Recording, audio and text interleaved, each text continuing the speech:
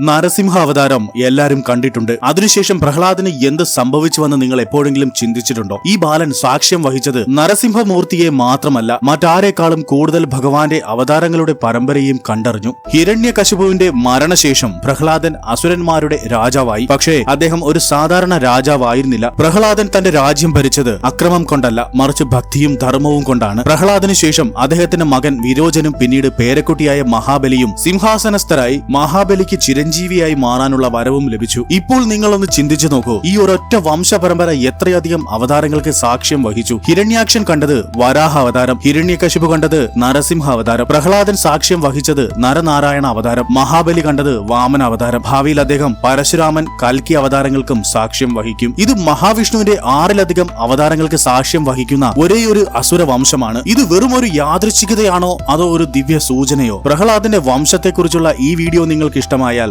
Like and subscribe ചെയ്യൂ. ഓം നമോ ഭഗവതേ വാസുദേവായ.